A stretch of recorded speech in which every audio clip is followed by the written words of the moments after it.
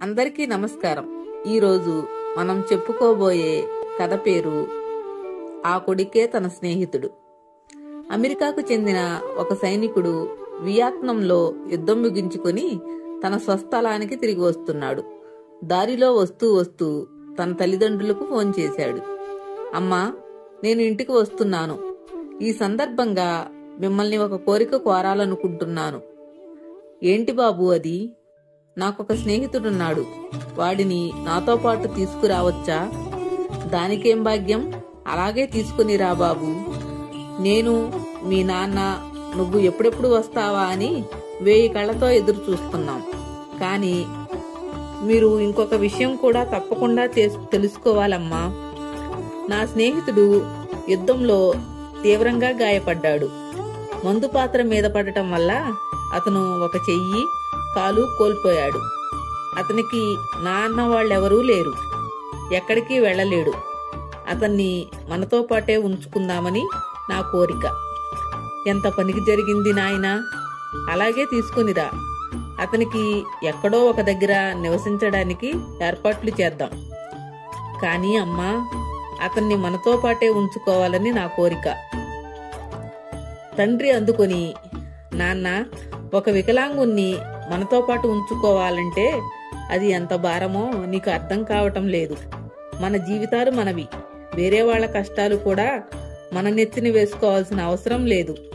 నువ్వు మాత్రం అవన్నీ మనసులో ఉంచుకోకుండా జాగ్రత్తగా ఇంటికి వచ్చాయి.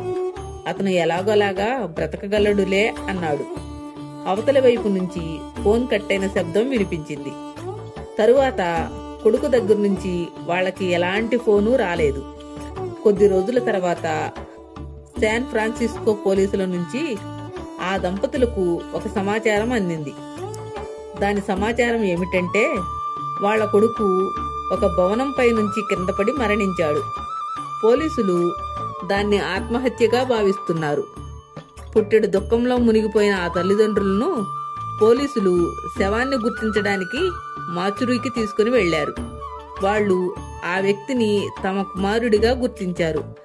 కానీ వాళ్లకు ఇంకొక భయంకరమైన నిజం కూడా తెలిసింది. తమ కుమారుడికి ఒక చెయ్యి, కాలు లేవని. అప్పుడే వారికి తెలిసింది, ఆ ఫోనులో తాను చెప్పిన స్నేహితుడు అంటే తమ కుమారుడే అని. తాను వికలాంగుడిగా మారిపోయిన తర్వాత తల్లిదండ్రులు తనను అంగీకరిస్తారా లేదా అని అతను పరీక్షించాడు. కానీ వారు అంగీకరించలేదు. వారి మాటలు అతని గుండెను చీల్చేశాయి. ఆ బాధ, ఆ నిరాశ, ఆ ఒంటరితనం అతన్ని ఆత్మహత్య వైపుకు నెట్టాయి. ఇప్పుడు తల్లిదండ్రులు తమ తప్పుడు నిర్ణయాన్ని గ్రహించారు. కానీ అప్పటికే చాలా ఆలస్యమైపోయింది. వారి కళ్లల్లో కేవలం పశ్చాత్తాపమే మిగిలిపోయింది. కొడుకు లేని ఇంటి ప్రతి మూలలో ఇప్పుడు శూన్యత మాత్రమే ఉంది. ఈ కథలో నీతి ఏమిటంటే, ప్రేమంటే కేవలం మాటల్లో కాదు, అంగీకారంలో ఉండాలి. మనిషి రూపం కాదు, హృదయం ముఖ్యమైనది. ఒక చిన్న మాట కూడా ఎవరి జీవితాన్ని మార్చలేదు లేదా నాశనం చేయలేదు. అందుకే ఎవరిని వారి లోపాల వల్ల కాదు, వారి మనసుతో చూడాలి.